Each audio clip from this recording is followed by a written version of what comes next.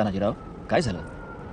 राज, त्या दिवशी तुम्ही त्या कारतलव्याला सोडला नाही, खंडणी वसूल केली, परसा पुण्यांदा फना वर काढणार नाही कशावरून? अगदी बरोबर आहे तुमचं सुभेदार, पण सगळीच युद्ध तलवारीच्या धारेवर जिंकायची नसतात. काही युद्ध ही बुद्धीच्या तारेवर तोल राखून जिंकायची असतात. तानाजीराव, तुम्ही कधी एखादं मोठं वडाचं झाडू करताना पाहिलंय का? बघितलंय की. पण राज, त्याचं आधी त्याची सगळी मुळं एक एक करून मोकळी करतात आणि मग तो वृक्ष अगदी सहज आपली जागा सोडतो. वय की. कारतलबला मुद्दाम सोडला.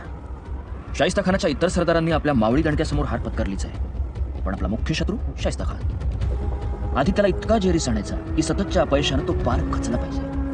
हे सगळे हरलेले सरदार त्याच्या अपयशाची प्रतीक आहेत. त्यांचे चेहरे सतत त्याला त्याच्या अपयशाचं दर्शन घडवत राहतील. नाही तर काय, त्यांना पाहून त्याला रोज आठवल, यो हित्त हरला, त्यानं तित्त मार खाल्ला, इकडे मावळ्यांनी याचा खुर्दा उडवला, तिकडे 5 चटणी उडवली. आणि हे सगळं आठवून तो पुरता खचला याचा आपल्याला अंदाज आला. मग शेवटचा घाव आणि वृक्ष मुळापासून उखडून टाकायचा. राज, वा भले. बरं बैरजी, येसाजी गेले ती पुढचं मूळ उखडा. आता पुढची योजना आहे का? आता असं करायचं, शास्ता खानाच्या इतर हालचाली